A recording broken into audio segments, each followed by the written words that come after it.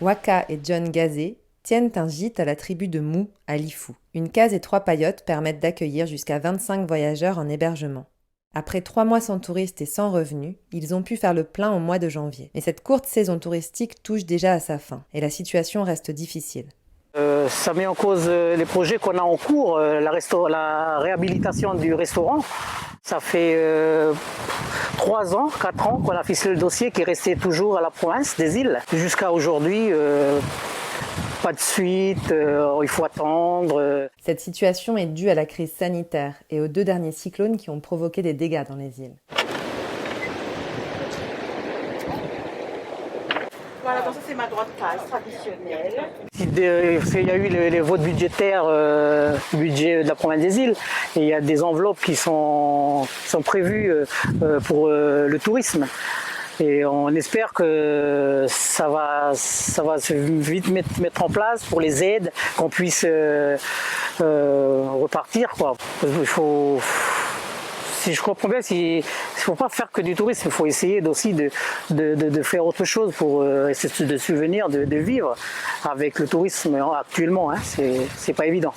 Du côté de la province des îles, une nouvelle stratégie du tourisme est en cours de finalisation pour s'adapter à la situation sanitaire. Elle devrait être annoncée au mois de mars. 12 jours après l'éruption du volcan Tonga-Tonga, l'archipel du Pacifique continue de recevoir l'aide humanitaire de ses voisins. Une aide qui risque d'être perturbée à cause de cas de Covid sur le navire de guerre australien HMAS Adelaide. Alors que le navire militaire se dirigeait vers la capitale Nuku'alofa hier, les autorités de Canberra ont déclaré que 23 cas de Covid-19 y avaient été détectés. Pour l'heure, le navire de guerre australien reste en mer. Des discussions sont en cours pour savoir si une livraison pourra se faire sans contact avec la population tongienne, une population jusqu'alors épargnée par cette pandémie.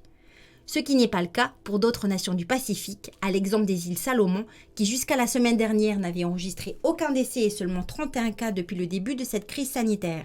Mais hier, l'archipel du Pacifique a enregistré ses 2 premiers décès et près de 650 nouveaux cas ont été confirmés. Le confinement a donc été prolongé de 4 jours, les autorités espérant que cela arrête la contagion à l'échelle nationale. Du côté de chez nos voisins polynésiens, de bonnes nouvelles. La première concerne la situation sanitaire qui est nettement meilleure, même si le nombre de cas actifs est en légère hausse depuis la semaine dernière, il n'y a aucune hospitalisation. Et la seconde concerne le sportif Keoni Terorotua, qui devient le premier Polynésien à remporter un combat au championnat du monde amateur de MMA, ce lundi aux Émirats Arabes Unis. Les Australiens célèbrent aujourd'hui leur fête nationale, l'Australia Day, qui marque l'arrivée de la première flotte européenne sur le continent au XVIIIe siècle. Pour l'occasion, le consulat organise une projection de film en plein air ce vendredi. Les finales de l'Open d'Australie seront aussi retransmises ce week-end sur écran géant. Bonjour, vous êtes le consul général d'Australie en Nouvelle-Calédonie. Merci d'avoir accepté notre interview. Merci de nous donner l'opportunité d'en parler. Notre sujet du jour, c'est les relations entre la Nouvelle-Calédonie et l'Australie. Comment vous les qualifieriez? Elles sont un petit peu différentes des relations entre la France et l'Australie. Oui, en fait, quand on parle de la relation entre la Nouvelle-Calédonie et l'Australie, il faut regarder la carte géographique. Évidemment, l'Australie et la Nouvelle-Calédonie seront importants l'un pour les autres pour toujours. Quels sont les principaux intérêts de l'Australie en Nouvelle-Calédonie? Oui, c'est le principal intérêt, c'est de défendre, de soutenir la région et les valeurs. Entre l'Australie et la Nouvelle-Calédonie, on peut... le principal intérêt maintenant, je crois que c'est d'améliorer, d'augmenter le lien entre la Nouvelle-Calédonie et la région, surtout dans le domaine économique. Entre nous, il y a des petits drapeaux. Je vois qu'il y a le drapeau aborigène. Dans l'actualité, on l'a vu, le gouvernement australien a acheté les droits pour l'exploitation de ce drapeau. Pour vous, c'est une mesure importante? C'est une mode. Ça veut dire qu'on peut reproduire le drapeau sans payer quelques personnes. C'est une étape importante, surtout pour la communauté aborigène australienne. Les liens entre l'Australie et la Calédonie sont assez concrets avec un grand nombre de partenariats dans plusieurs domaines. Est-ce qu'il y en a un qui vous tient à cœur particulièrement? Il y a plusieurs partenariats Un partenaire très pratique, c'est avec la maire de Nouméa, qui a adopté la technologie australienne, Wabakya, pour lutter contre la fièvre de la dengue. Il faut que nous partagions l'expérience, la technologie. Le prochain mois, la priorité, c'est d'entendre et comprendre la situation économique ici pour trouver le moyen d'augmenter les liens commerciaux.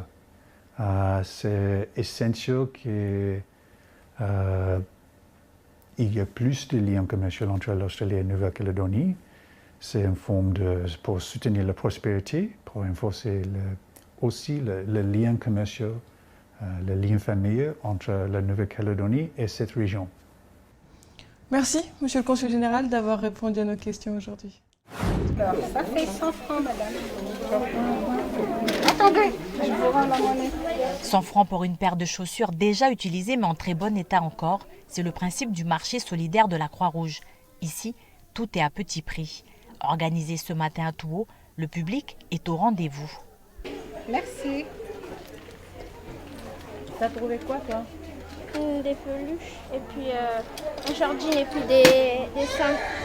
Merci. Je vous en prie. Ben là, en ce moment, je cherche du linge pour enfants. Et là, j'ai trouvé un peu ce que j'ai besoin. Comme on ne descend pas sur Nouméa, ben voilà. La Croix-Rouge vient à notre rencontre au marché de Touault. Au menu des bonnes affaires, vêtements neufs et d'occasion, des chaussures, des livres ou encore des fournitures scolaires. C'est le cahier, faut pas regarder sur le cahier texte, oui, il est à 100 francs. Une aubaine pour les mamans du marché qui profitent de chiner. Dans 15 jours, c'est la rentrée scolaire. Entre deux ventes, Mado cherche de quoi vêtir ses 2 enfants. Cette année, elle a prévu un budget de 8 000 francs CFP pour le textile. Je suis maman au foyer. Je viens vendre mes produits et avec l'argent de mes produits, j'achète ce que je peux pour mes enfants. Oui, il est 9h15. Il est seulement 9h15. Oui, c'est bien ça, pourtant. Eh bien, on a bien travaillé. Aujourd'hui, 3 bénévoles de l'association ont fait le déplacement de Koné. Une initiative rendue possible grâce à la générosité des Calédoniens que la Covid-19 ne semble pas ébranler. Malgré la crise, il y a des dons tous les jours. À notre antenne, il y a des gens qui nous apportent tous les jours pratiquement des dons. Et c'est grâce à ça justement qu'on peut aussi organiser ces petites ventes solidaires. Et pour bénéficier d'un marché solidaire, la Croix-Rouge se déplace sur invitation des mairies ou des associations.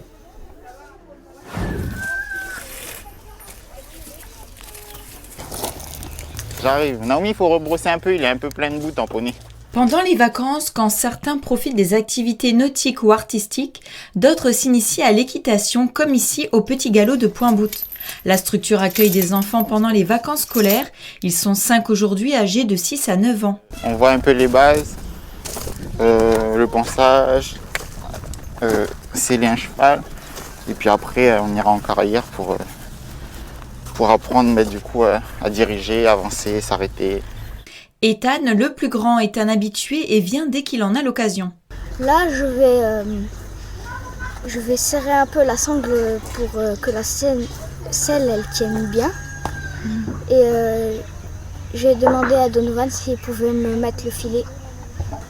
Qu'est-ce que c'est le filet? C'est une pièce qu'on met sur le cheval pour le diriger à droite, à gauche. Une fois les chevaux prêts, tous en selle.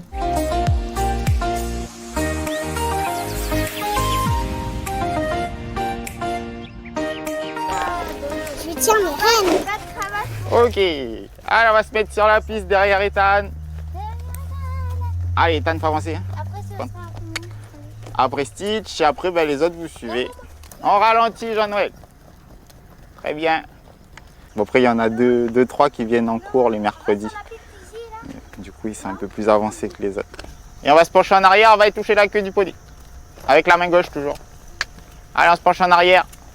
Sans tirer sur la bouche, on pose les mains devant. Voilà, très bien.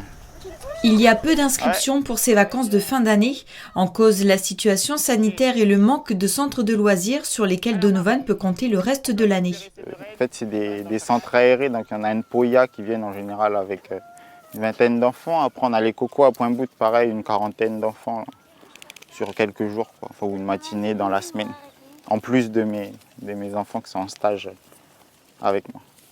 La situation ne déstabilise pas les enfants qui ont plus de place pour s'exercer. Allez, tous les quatre, faut attraper Ethan.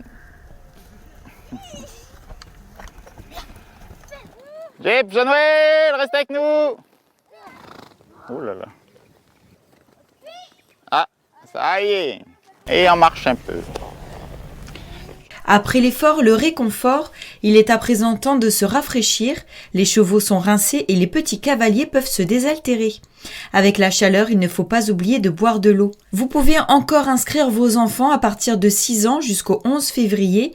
Il faut compter 2 500 francs la demi-journée, 5 000 francs la journée ou 20 000 francs la semaine en respectant le protocole sanitaire.